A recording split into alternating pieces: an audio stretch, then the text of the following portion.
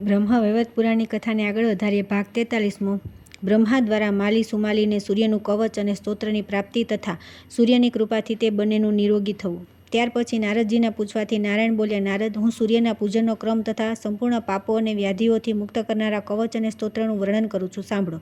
જ્યારે માલી અને સુમાલી આ બંને દૈત્ય વ્યાધિગ્રસ્ત થઈ ગયા ત્યારે તેમણે સ્તવન કરવા માટે શિવ મંત્ર પ્રદાન કરનારા બ્રહ્માનું સ્મરણ કર્યું. બ્રહ્માએ વૈકુંઠમાં જઈને કમલાપતિ વિષ્ણુને પૂછ્યું. તે સમયે ભગવાન શિવ પણ ત્યાં ઉપસ્થિત હતા. બ્રહ્મા બોલ્યા, હરે માલી અને સુમાલી બંને દૈત્ય વ્યાધિગ્રસ્ત થઈ ગયા છે, તેથી તેમના રોગના વિનાશનો કયો ઉપાય છે તે જણાવો. વિષ્ણુએ કહ્યું કે બ્રહ્મન, તે બંને પુષ્કરમાં જઈને 1 વર્ષ સુધી મારા અંશભૂત વ્યાધિહંતા સૂર્યની ઉપાસના કરે, આનાથી તેઓ રોગમુક્ત થઈ જશે. શંકરે કહ્યું, જગદીશ્વર, તે બંનેને રોગનાશક મહાત્મા સૂર્યનું સ્તોત્ર, કવચ અને મંત્ર જે કલ્પવૃક્ષ જેવા છે તે પ્રદાન કરો. બ્રહ્મન સ્વયં લયમ શ્રીહરિ તો સર્વસ્વ પ્રદાન કરવાવાળા છે અને સૂર્ય રોગ નાશક છે. જેનો જે વિષય છે પોતાના વિષયમાં એ બંને સંપત્તિ પ્રદાયક છે.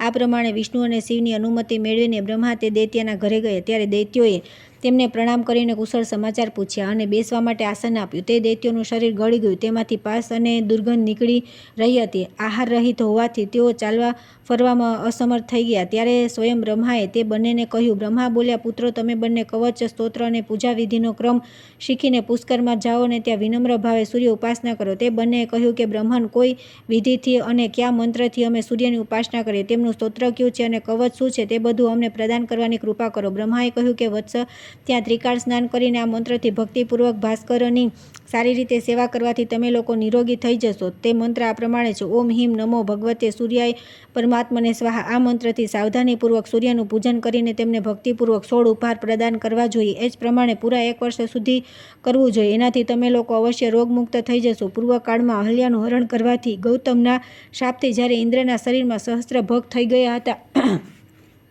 તે સંકટકાળમાં બૃહસ્પતિએ પ્રેમપૂર્વક પાપયુક્ત ઇન્દ્રને જે કવચ આપ્યું હતું તે જ અપૂર્વ સૂર્ય કવચ હું તમને આપું છું. બૃહસ્પતિ બોલ્યા, ઇન્દ્ર, સાંભળો, હું તે પરમ અદ્ભુત કવચનું વર્ણન કરું છું. તે ધારણ કરીને મુનિજનો પવિત્ર થઈને જીવનમુક્ત થઈ ગયા. આ કવચ ધારણ કરનારની પાસે વ્યાધિ ભયના કારણે એ પ્રમાણે આવતી નથી. જેમ ગરુડને જોઈને શાપ દૂર ભાગી જાય છે, આ કવચ પોતાના શિષ્યને, જે ગુરુ ભક્ત અને શુદ્ધ હોય તેને જ આપવું જોઈએ, પરંતુ જે બીજાના દુષ્ટ સ્વભાવના શિષ્યને આપે છે તે મૃત્યુને પ્રાપ્ત થઈ જાય છે. આ જગત વિલક્ષણ કવચના પ્રજાપતિ ઋષિ છે, ગાયત્રી છંદ છે અને સ્વયં સૂર્ય દેવતા છે. વ્યાધિનાશ અને સૌંદર્યના માટે આનો વિનિયોગ કરવામાં આવે છે. હિમ ઓમ ક્લીમ શ્રીમ શ્રી સૂર્યાય સ્વાહા. મારા મસ્તકની રક્ષા કરે. અષ્ટાદાક્ષર મંત્ર સદા મારા કપાળની રક્ષા કરે. ઓમ હિમ હિમ શ્રીમ સૂર્યાય સ્વાહા. મારા નાકને સુરક્ષિત રાખે. સૂર્ય મારા નેત્રોની, વિકર્તની, પૂતળીઓની, ભાસ્કરની, ઓઠોની અને દિનકર દાંતોની રક્ષા કરે.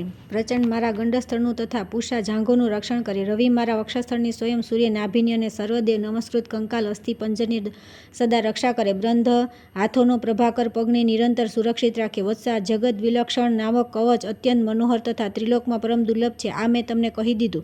પૂર્વકાળમાં પુલત છે પુષ્કર ક્ષેત્રમાં પ્રસન્ન થઈ આ કવચ મનુને આપ્યું હતું, તે જ હું તમને આપી રહ્યો છું. આ તમે પાત્ર વિના કોઈને આપશો નહીં. આની કૃપાથી તમારો રોગ નષ્ટ થઈ જશે અને તમે નિરોગી તથા શ્રી સંપન્ન થઈ જશો, એમાં સંશય નથી. 1 લાખ વર્ષ સુધી હવિષ્યન ભોજનથી મનુષ્યને જે ફળ મળે છે તે ફળ અવશ્ય આ કવચ ધારણ કરવાથી મળે છે. આ કવચને જાણ્યા વિના જે મૂર્ખ સૂર્યની ભક્તિ કરે છે તેની 10 લાખ મંત્ર જાપ કરવા છતાં મંત્ર સિદ્ધિ થતી નથી. બ્રહ્માએ કહ્યું કે વત્સ, આ કવચને ધારણ કરીને સૂર્યનું સ્તવન કરવાથી તમે લોકો રોગ મુક્ત થઈ જશો. એ નિશ્ચિત છે. સૂર્ય સ્તવનનું વર્ણન સામવેદમાં થયું છે. તે વ્યાધિ વિનાશક, સર્વ પાપહારી, પરમોત્કૃષ્ટ, સારરૂપ તથા શ્રી હરિ અને આરોગ્ય આપનારું છે. ભગવાન જે સનાતન બ્રહ્મ, પરમધામ, જ્યોતિરૂપ, ભક્તો પર અનુગ્રહ કરવાવાળા, ત્રિલોકીના નેત્રરૂપ, જગન્નાથ, પાપનાશક, તપસ્યાઓના ફળદાતા, પાપીઓ માટે સદા દુઃખદાયી, કર્મ અનુસાર ફળ આપનારા, કર્મના બીજરૂપ, દયાસાગર, કર્મરૂપ, ક્રિયારૂપ, રૂપરહિત, કર્મબીજ, બ્રહ્મા વિષ્ણુ અને મહેશના અંશરૂપ, ત્રિગુણાત્મક, વ્યાધિદાતા, વ્યાધિહંતા, શોક મોહ ભયના વિનાશક, સુખદાયક, મોક્ષદાતા, સારૂપ, ભક્તિપ્રદ, સંપૂર્ણ કામનાઓના દાતા, સર્વેશ્વર, સર્વરૂપ, સંપૂર્ણ કર્મોના સાક્ષી, સમસ્ત લોકના દ્રષ્ટિગોચર, અપ્રત્યક્ષ, મનોહર, નિરંતર રસને હરવાવાળા, તત્પશ્ચાત રસદાતા, સર્વ સિદ્ધિપ્રદ, સિદ્ધિ સ્વરૂપ, સિદ્ધેશ અને સિદ્ધોના પરમગુરુ છે. તેવા તમારી હું સ્તુતિ કરવા ચાહું છું. વત્સ, મેં આ સ્તવરાજનું વર્ણન કરી દીધું. આ ગોપનીયથી પણ પરમ ગોપનીય છે. જે નિત્ય 3 સમય આનો પાઠ કરે છે તે સમસ્ત વ્યાધિઓથી મુક્ત થઈ જાય છે. તેનું અંધત્વ, કોઢ, દરિદ્રતા, રોગ, શોક, ભય અને ક્લેશ આ બધા વિશ્વેશ્વર સૂર્યની કૃપાથી અવશ્ય નષ્ટ થઈ જાય છે. જે ભયંકર કુષ્ઠરોગથી દુઃખી, ગલિત અંગોવાળા, નેત્રહીન, મોટા મોટા ઘાવોથી યુક્ત, યક્ષ્મા રોગથી ગ્રસ્ત, મહાન શૂળ રોગથી પીડિત અથવા નાના પ્રકારની વ્યાધિઓથી યુક્ત હોય તે પણ જો 1 મહિના સુધી હવિષ્યાન ભોજન કરીને આ સ્તોત્રનું શ્રવણ કરે તો અવશ્ય રોગમુક્ત થઈ જાય છે અને તેને સંપૂર્ણ તીર્થોમાં સ્નાન કરવાનું ફળ પ્રાપ્ત થાય છે. એમાં સહેજ પણ સંદેહ નથી. તેથી પુત્રો, તમે લોકો તુરત પુષ્કરમાં જાઓ અને ત્યાં સૂર્ય ઉપાસના કરો. આમ કહીને બ્રહ્માજી આનંદપૂર્વક પોતાના ભવન પર ચાલ્યા ગયા.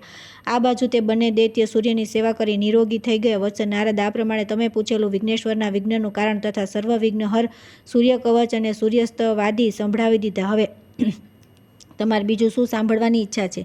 ત્યાર પછી આવે છે ભગવાન નારાયણના નિવેદિત પુષ્પના અનાદરથી ઇન્દ્રનું શ્રીભ્રષ્ટ થવું. ફરી બૃહસ્પતિની સાથે બ્રહ્માજી પાસે જવું. બ્રહ્મા દ્વારા આપેલા નારાયણ સ્તોત્ર કવચ અને મંત્રના જપથી પુનઃ શ્રી પ્રાપ્ત કરવી. શ્રી નારાયણે કહ્યું કે નારદ, એકવાર દેવરાજ ઇન્દ્ર નિર્જન વનમાં એક ફૂલોના બગીચામાં ગયા હતા. ત્યાં રંભા અપ્સરાથી તેમનો સમાગમ થયો. ત્યાર પછી તે બંને જળવિહાર કરવા લાગ્યા. એ દરમિયાન મુનિશ્રેષ્ઠ દુર્વાસા વૈકુંઠથી કૈલાસ જતા શિષ્યો સાથે ત્યાં આવ્યા. દેવરાજ ઇન્દ્રે તેમને પ્રણામ કર્યા. મુનિએ આશીર્વાદ આપ્યા. પછી ભગવાન નારાયણે આપેલું પારિજાત પુષ્પ ઇન્દ્રને આપીને મુનિએ કહ્યું કે દેવરાજ, ભગવાન નારાયણને નિવેદિત આ પુષ્પ સર્વ વિઘ્નોનો નાશ કરનારું છે. આ જેના મસ્તક પર રહેશે તે સર્વત્ર વિજય પ્રાપ્ત કરશે અને દેવતાઓમાં અગ્રગણ્ય થઈને અગ્રપૂજાનો અધિકારી થશે. મહાલક્ષ્મી છાયાની જેમ સદા તેની સાથે રહેશે. તે જ્ઞાન, તેજ, બુદ્ધિ, બળ બધી વાતોમાં બધા દેવતાઓથી શ્રેષ્ઠ અને ભગવાન શ્રી હરિતુલ્ય પરાક્રમી થશે. પરંતુ જે પામર ભગવાનને નિવેદિત આ પુષ્પને અહંકારવશ મસ્તક પર ધારણ નહીં કરે તે પોતાના જાતિવાળાની સાથે ભ્રષ્ટ થઈ જશે. આમ કહીને દુર્વાસા ભગવાન શંકર પાસે ચાલ્યા ગયા. ઇન્દ્રે તે પુષ્પને પોતાના મસ્તક પર ધારણ ન કરીને ઐરાવત હાથીના મસ્તક પર મૂકી દીધું. એના કારણે ઇન્દ્ર શ્રીભ્રષ્ટ થઈ ગયા. ઇન્દ્રને શ્રીભ્રષ્ટ જોઈને રંભા તેમને છોડીને સ્વર્ગમાં ચાલી ગઈ. ગજરાજ ઇન્દ્રને નીચે પાડીને મહાન અરણ્યમાં ચાલ્યો ગયો અને હાથણીની સાથે વિહાર કરવા લાગ્યો. તે વનમાં તેને ઘણા બચ્ચા થયા. તે સમયે શ્રીહરિએ તે હાથીનું મસ્તક આપીને બાળક ગણેશના ધડ પર જોડી દીધું. વત્સ, ગજમુખ લગાવવાનો પ્રસંગ તમને કહી દીધો. આના શ્રવણથી પાપ નષ્ટ થઈ જાય છે. હવે બીજું શું સાંભળવા ઈચ્છો છો તે કહો. નારદે કહ્યું કે પ્રભો, કયા બ્રાહ્મણના શાપથી તે બધા દેવતા શ્રી ભ્રષ્ટ થઈ ગયા હતા?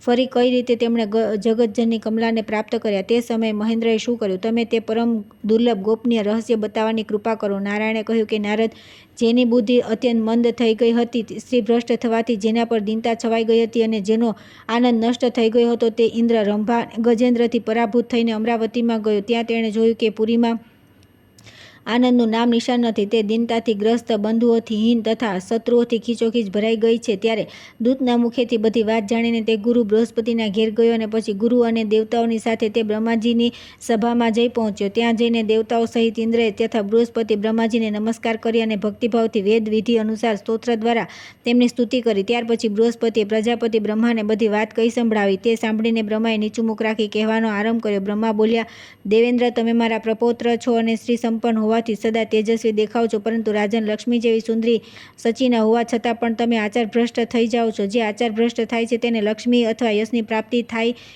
ક્યાંથી? તે પાપી તો સદા બધી સભાઓમાં નિંદાનો વિષય બની રહે છે. રંભાએ તમને હતબુદ્ધિ બનાવી દીધા હતા. એ જ કારણે તમે દુર્વાસા દ્વારા આપેલા શ્રીહરિના નૈવેદ્યને ગજરાજના મસ્તક પર નાખી દીધું. આ સમયે સૌના દ્વારા ભોગવવામાં આવતી તે રંભા ક્યાં છે અને સ્ત્રીથી ભ્રષ્ટ તમે ક્યાં છો, જેના કારણે તમારે લક્ષ્મી રહિત થવું પડ્યું? તે રંભા પણ ક્ષરોમાં તમારો ત્યાગ કરીને ચાલી ગઈ. કેમ કે વેશ્યા ચંચળા હોય છે. તે ધનવાનોને પસંદ કરે છે, નિર્ધનોને નહીં, તથા પ્રાચીન પ્રેમીનો તિરસ્કાર કરી નવા નવા નાયકોને શોધ્યા કરતી હોય છે. પરંતુ વત્સ, જે વીતી ગયું તે તો ચાલ્યું જ ગયું. કેમ કે ગયેલું પાછું આવતું નથી. હવે તમે લક્ષ્મીની પ્રાપ્તિ માટે નારાયણની ભક્તિ કરો. આમ કહીને નારાયણ પરાયણ બ્રહ્માએ ઇન્દ્રને જગતસ્રષ્ટા નારાયણના સ્તોત્ર, કવચ અને મંત્ર આપ્યો. પછી ઇન્દ્ર દેવતાઓ અને ગુરુની સાથે પુષ્કરમાં જઈ પોતાના અભિષ્ટ મંત્રના જપ કરવા લાગ્યા અને કવચ ગ્રહણ કરીને શ્રીહરિની સ્તુતિમાં તત્પર થઈ ગયા. આ પ્રમાણે પુણ્યદાયક શુભ ભારતવર્ષમાં 1 વર્ષ સુધી નિરાહાર રહીને લક્ષ્મીની પ્રાપ્તિ માટે તેમણે લક્ષ્મીપતિની આરાધના કરી. ત્યારે શ્રીહરિએ પ્રગટ થઈને ઇન્દ્રને મનવાંછિત વરદાન તથા લક્ષ્મીનું સ્તોત્ર, કવચ અને ઐશ્વર્યવર્ધક મંત્ર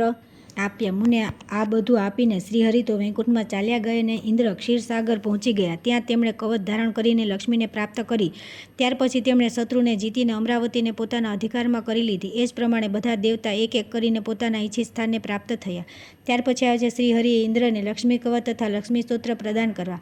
નારદજીએ પૂછ્યું, તપોધન લક્ષ્મીપતિ શ્રીહરિએ પ્રગટ થઈને ઇન્દ્રને મહાલક્ષ્મીનું કયું સ્તોત્ર અને કવચ આપ્યું હતું તે મને કહો. નારાયણે કહ્યું કે નારદ, જ્યારે પુષ્કરમાં તપસ્યા કરી દેવરાજ ઇન્દ્ર શાંત થયા ત્યારે તેમની સામે શ્રીહરિ સ્વયં પ્રગટ થઈ ગયા. તેમણે ઇન્દ્રને કહ્યું કે તમે પોતાની ઈચ્છાનુસાર વરદાન માગી લો. ત્યારે ઇન્દ્રે લક્ષ્મીનું જ રૂપે વરણ કર્યું અને શ્રીહરિએ હર્ષપૂર્વક તેમને આપી દીધી. વરદાન આપ્યા પછી ઋષિકેશ હિતકર, સત્ય, સારૂપ અને પરિણામમાં સુખદ વચન કહેવાનો આરંભ કર્યો. શ્રી મધુસૂદન બોલ્યા, ઇન્દ્ર, લક્ષ્મી પ્રાપ્તિને માટે તમે લક્ષ્મી કવચ ગ્રહણ કરો. આ સમસ્ત દુઃખોનું વિનાશક, પરમ ઐશ્વર્ય આપનારું અને સમગ્ર શત્રુઓનું મર્દન કરનારું છે. પૂર્વકાળમાં જ્યારે સંપૂર્ણ સંસાર જળમગ્ન થઈ ગયો હતો તે સમયે આ કવચ મેં બ્રહ્માને આપ્યું હતું, જેને ધારણ કરીને બ્રહ્મા ત્રિલોકમાં શ્રેષ્ઠ અને સંપૂર્ણ ઐશ્વર્યથી સંપન્ન થઈ ગયા હતા.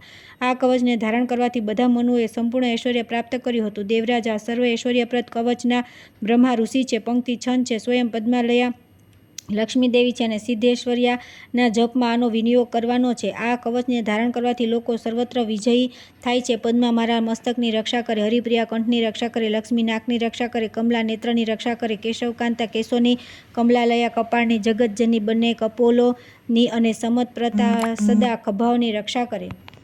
ઓમ શ્રી કમલવાસિન્યે સ્વાહા, મારા પૃષ્ઠભાગની સદા રક્ષા કરે. ઓમ શ્રીમ પદ્માલયે સ્વાહા, વક્ષસ્થળને સદા સુરક્ષિત રાખે. શ્રી દેવીને નમસ્કાર છે, તેઓ મારા કંકાલને તથા બંને ભુજાઓની રક્ષા કરે. ઓમ હિમ શ્રીમ લક્ષ્મીએ નમઃ, ચિરકાળ સુધી નિરંતર મારા પગની રક્ષા કરે. ઓમ હિમ શ્રીમ નમઃ પદ્માય સ્વાહા, નિતંબ ભાગની રક્ષા કરે. ઓમ હિમ શ્રીમ ક્લીમ મહાલક્ષ્મી સ્વાહા, મારા બધા અંગોની નિરંતર રક્ષા કરે. ઓમ હિમ ક્લીમ મહાલક્ષ્મી સ્વાહા, બધી બાજુથી સદા મારી રક્ષા કરે. વત્સા, આ પ્રમાણે મેં તમને આ સર્વેશ્વર પદ નામક પરમોત્કૃષ્ટ કવચનું વર્ણન કરી દીધું. આ પરમ અદ્ભુત કવચ સંપૂર્ણ સંપત્તિઓને આપનારું છે. જે મનુષ્ય વિધિપૂર્વક ગુરુની અર્ચના કરીને આ કવચને ગળામાં અથવા જમણા હાથ પર ધારણ કરે છે તે સર્વવિજયી થઈ જાય છે. મહાલક્ષ્મી કદી તેના ઘરનો ત્યાગ કરતી નથી, બલકે સતત દરેક જન્મમાં તેની સાથે છાયાની જેમ જ રહે છે. જે અજ્ઞાની જન આ કવચને જાણ્યા વિના જ લક્ષ્મીની ઉપાસના કરે છે તેના દ્વારા 1 કરોડ જપ કરવા છતાં મંત્ર સિદ્ધ થતો નથી.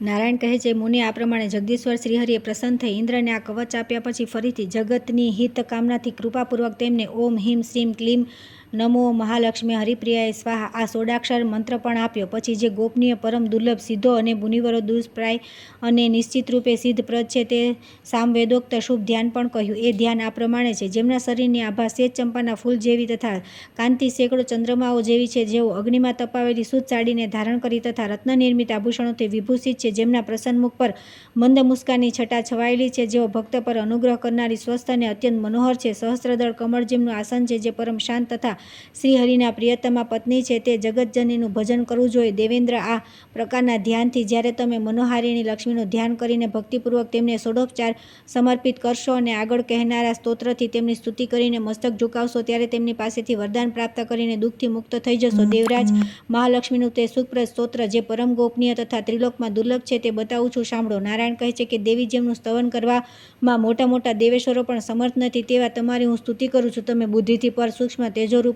સનાતની અને અત્યંત અનિર્વચનીય છો, પછી તમારું વર્ણન કોણ કરી શકે છે? જગદંબિકે, તમે સ્વેચ્છામયી નિરાકાર ભક્તોના માટે મૂર્તિમાન અનુગ્રહ સ્વરૂપ અને મન વાણીથી પર છો, ત્યારે હું તમારી શું સ્તુતિ કરું? તમે ચારે વેદોથી પર ભવસાગરને પાર કરવાના ઉપાય સ્વરૂપ સંપૂર્ણ અન્નો અને સઘળી સંપત્તિઓના અધિદેવી છો અને યોગીઓ યોગો, જ્ઞાનીઓ જ્ઞાનો, વેદો અને વેદવેતાઓના જનની છો. પછી હું શું તમારું વર્ણન કરી શકું? જેમના વિના સમસ્ત જગત ખરેખર તે જ પ્રમાણે વસ્તુહીન અને નિષ્ફળ થઈ જાય, જેમ સ્તનપાન કરનાર બાળકને માતા વિના સુખ મળતું નથી. તમે તો જગતના માતા છો, તેથી પ્રસન્ન થાઓ અને અમારી ભયભીતોની રક્ષા કરો. અમે લોકો તમારા ચરણકમળોનો આશ્રય લઈને શરણે આવ્યા છીએ. તમે શક્તિ સ્વરૂપ આ જગતજનનીને વારંવાર નમસ્કાર છે. જ્ઞાન, બુદ્ધિ તથા સર્વસ્વ પ્રદાન કરનારા તમને વારંવાર પ્રણામ છે. મહાલક્ષ્મી, તમે હરિભક્તિ આપનારા, મુક્તદાયિની, સર્વજ્ઞ અને સર્વ કંઈ આપનારા છો. તમે વારંવાર મારા પ્રણામ સ્વીકાર કરો.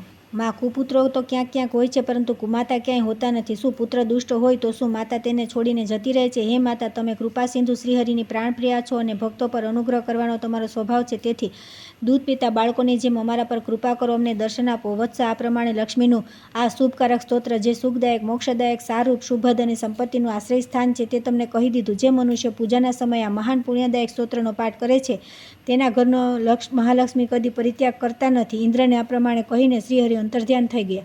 ત્યાર પછી આવે છે દેવતાઓના સ્તવન કરવાથી મહાલક્ષ્મીનું પ્રગટ થઈ દેવતાઓ અને મુનિઓ સમક્ષ પોતાને નિવાસ યોગ્ય સ્થાનનું વર્ણન. નારાયણ કહે છે કે નારદ, ત્યાર પછી ઇન્દ્ર, ગુરુ, બૃહસ્પતિ તથા અન્ય દેવોનો સાથ લઈને લક્ષ્મીની પ્રાપ્તિ માટે પ્રસન્ન મુને તુરત જ ક્ષીરસાગરના તટ પર ગયા.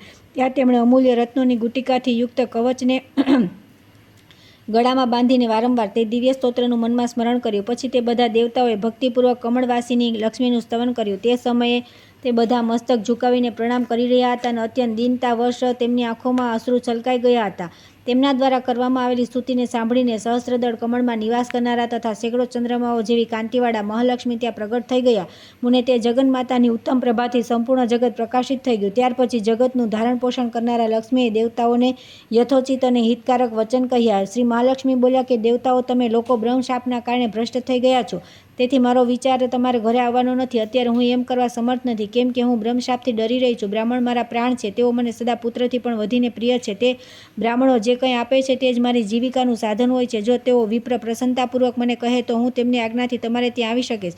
તે તપસ્વી મારી પૂજા કરવામાં સમર્થ નથી. જ્યારે દુર્ભાગ્યનો સમય આવી જાય છે ત્યારે ગુરુ, બ્રાહ્મણ, દેવ, સંન્યાસી તથા વૈષ્ણવો દ્વારા શાપિત થાય છે. જે સૌના કારણ ઐશ્વર્યશાળી, સર્વેશ્વર અને સનાતન છે, તે ભગવાન નારાયણ પણ બ્રહ્મશાપથી ડરે છે. બ્રહ્મન આ દરમિયાન અંગિરા, પ્રચેતા, ક્રતુ, ભૃગુ, પુલસ્ય, મરીચી, અત્રિ, સનક, સનંદન અને ત્રીજા સનાતન સાક્ષાત નારાયણ સ્વરૂપ ભગવાન સનતકુમાર, કપિલ, આસુરી, વોઢુ, પંચશીક, દુર્વાસા, કશ્યપ, અગસ્ત્ય, ગૌતમ, કણ્વ અને કાત્યાયન, કણાદ, પાણીની, માર્કંડેય, લોમશ અને સ્વયં ભગવાન વશિષ્ઠ આ બધા બ્રાહ્મણો પ્રસન્નચિત્તે ત્યાં આવ્યા. તે બધા બ્રહ્મતેજથી પ્રકાશિત થઈ રહ્યા હતા અને તેમના મુખો પર મુસ્કુરાટ હતી. તેમણે અનેક પ્રકારની સામગ્રીથી ભગવતી લક્ષ્મીનું પૂજન કર્યું અને દેવતાઓએ તેમને વન્ય પદાર્થોનું નૈવેદ્ય સમર્પિત કર્યું. પછી તે મુનીશ્વરોએ હર્ષપૂર્વક તેમની સ્તુતિ કરીને ભક્તિપૂર્વક તેમની આરાધના કરીને કહ્યું કે જગદંબિકે, તમે દેવલોક અને મર્ત્યલોકમાં પધારો. તેમનું આ વચન સાંભળી જગતજનની પ્રસન્ન થઈ ગયા અને બ્રાહ્મણોની આજ્ઞાથી નિર્ભય થઈ જવા માટે તત્પર થઈ તેમને કહ્યું. શ્રી મહાલક્ષ્મીએ કહ્યું કે વિપ્રવરો, હું તમારા લોકોની આજ્ઞાથી દેવતાઓના ઘરે જઈશ, પરંતુ ભારતવર્ષમાં જેમના ઘરે હું નહીં જાઉં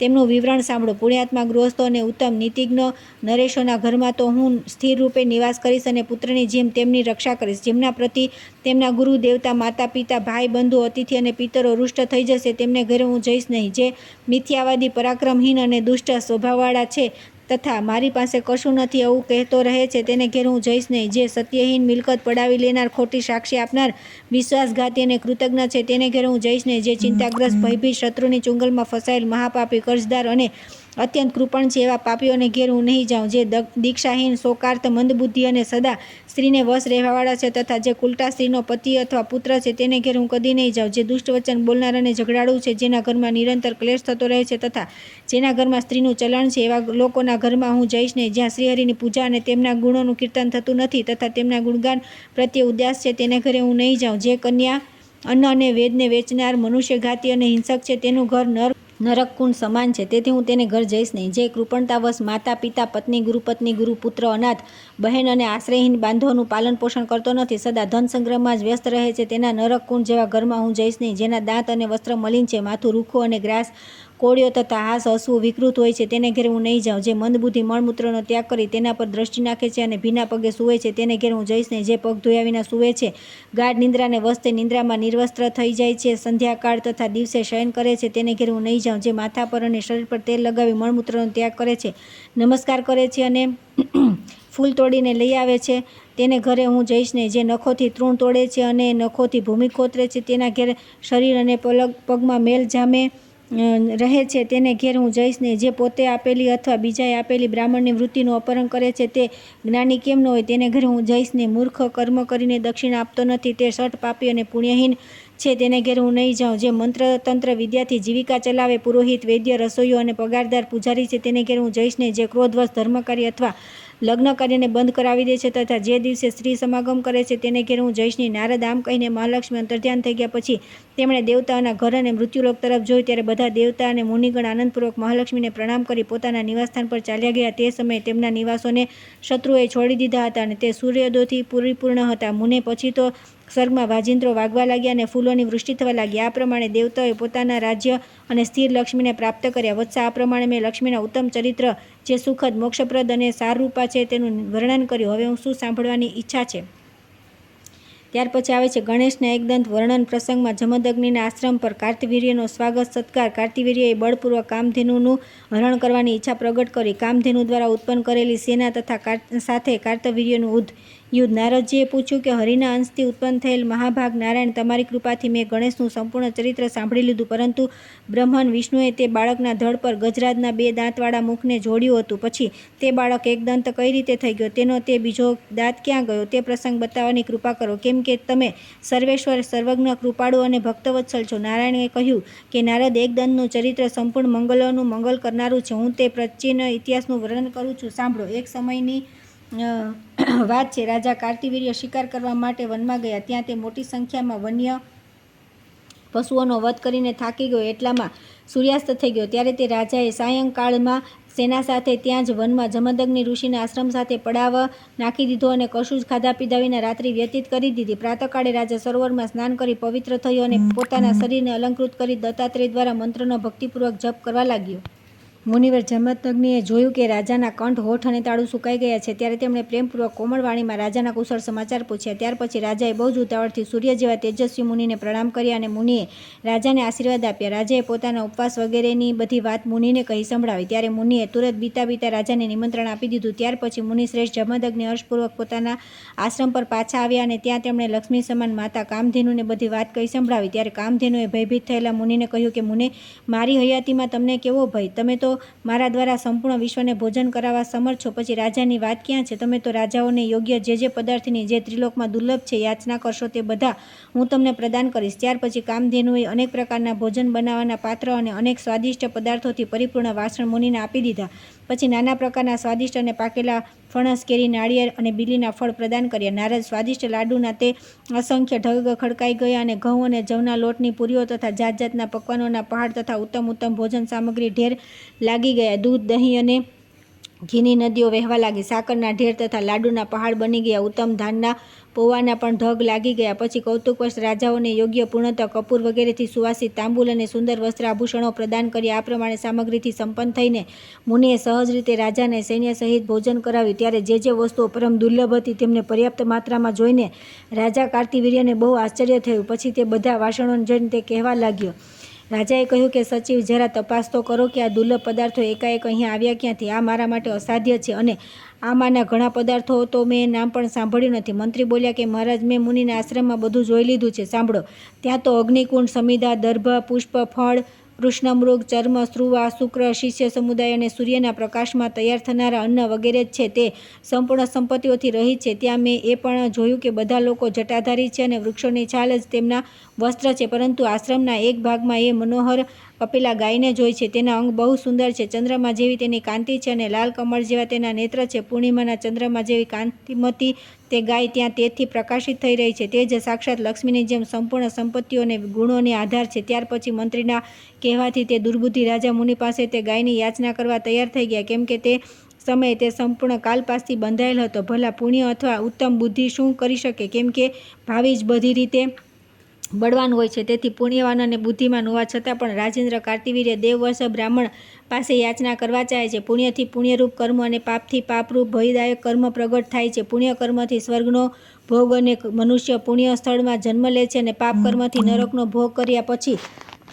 પ્રાણીઓની ઉત્પત્તિ નિંદિત યોનિઓમાં થાય છે. નારદ, કર્મ શેષ હોય ત્યાં સુધી પ્રાણીનો ઉદ્ધાર થતો નથી. તેથી સંત લોકો નિરંતર કર્મનો ક્ષય કરતા રહે છે. તે જ વિદ્યા, તે જ તપ, તે જ જ્ઞાન, તે જ ગુરુ, તે જ ભાઈ બંધુ, તે જ માતા અને તે જ પિતા અને તે જ પુત્ર સાર્થક છે જે કર્મક્ષયના સહાયતા કરે છે. પ્રાણીઓના કર્મોનો શુભ અશુભ ભોગ દારૂણ રોગ જેવો છે, જેનો ભક્તરૂપી વૈદ્ય શ્રીકૃષ્ણ ભક્તિરૂપી રસાયણ દ્વારા નષ્ટ કરે છે. જગતનું ધારણ પોષણ કરવાવાળી બુદ્ધિદાયીની માયા દરેક જન્મમાં સેવા કરવાથી સંતુષ્ટ થઈને ભક્તને તે ભક્તિ પ્રદાન કરે છે. ત્યાર પછી માયાથી વિમુક્ત થયેલા રાજા કાર્તિવીર્યએ યત્નપૂર્વક મુનિને પોતાની પાસે બોલાવ્યા અને હર્ષ સાથે હાથ જોડીને ભક્તિપૂર્વક તેમને વિનયપૂર્વક કહેવા લાગ્યા. રાજા બોલ્યા, ભક્તો પર અનુગ્રહ કરવા માટે તત્પર રહેનારા ભક્તેશ, તમે તો કલ્પવૃક્ષ જેવા છો. તેથી જ ભક્તની કામના પૂર્ણ કરનારી આ કામધેનુને ભિક્ષારૂપે પ્રદાન કરો. તપોધન તમારા જેવા દાતાઓ માટે કોઈ વસ્તુ આદિ નથી. મેં સાંભળ્યું છે કે પૂર્વકાળમાં દધીચીએ દેવતાઓને પોતાના અસ્થિ આપી દીધા હતા. તપોરાશે, તમે તો ભારત વર્ષમાં લીલાપૂર્વક આંખના પલકારામાં અનેક કામધેનુઓની સૃષ્ટિ કરવામાં સમર્થ છો. મુનિએ કહ્યું કે રાજન, આશ્ચર્ય છે કે તમે તો અવળી વાત કરી રહ્યા છો. અને મૂર્ખ તથા કપટી નરેશ, હું બ્રાહ્મણ છું, ક્ષત્રિયને દાન કઈ રીતે આપી શકું? આ કામધેનુ પરમાત્મા શ્રીકૃષ્ણે ગોલોકમાં યજ્ઞના અવસર પર બ્રહ્માને આપી હતી, તેથી પ્રાણોથી વિશેષ પ્રિય આ ગાય આપવા યોગ્ય નથી. રાજન, પછી બ્રહ્માએ આને પોતાના પ્રિય પુત્ર ભૃગુને આપી અને ભૃગુએ મને આપી. આ પ્રમાણે આ કપિલા મારી પૈતૃક સંપત્તિ છે. આ કામધેનુ ગોલોકમાં ઉત્પન્ન થઈ છે, તેથી ત્રિલોકમાં દુર્લભ છે. ત્યારે ભલા હું આવી કપિલાને ઉત્પન્ન કઈ રીતે કરી શકું? ન તો હું ખેડૂત છું અને ન તમારી સહાયતાથી બુદ્ધિમાન થયો છું. હું અતિથિ સિવાય બાકીના બધાને ક્ષણ માત્રમાં ભસ્મ કરવાની શક્તિ ધરાવું છું. મુનિના આ વચન સાંભળીને રાજાને ક્રોધ આવી ગયો. ત્યારે તે મુનિને નમસ્કાર કરીને સેનાની વચ્ચે ચાલ્યો ગયો. તે સમયે ભાગ્યે તેનો સાથ છોડી દીધો હતો, તેથી ક્રોધના કારણે તેના હોઠ ફરકી રહ્યા હતા. તેને સેનામાં જઈને બળપૂર્વક ગાયને લઈ આવવા માટે નોકરોને મોકલ્યા. આ બાજુ શોકના કારણે જેમનો વિવેક નષ્ટ થઈ ગયો હતો, તે જમદગ્નિ મુનિ કપિલાની પાસે જઈને રડવા લાગ્યા અને તેમણે બધી વાત કપિલાને કહી સંભળાવી.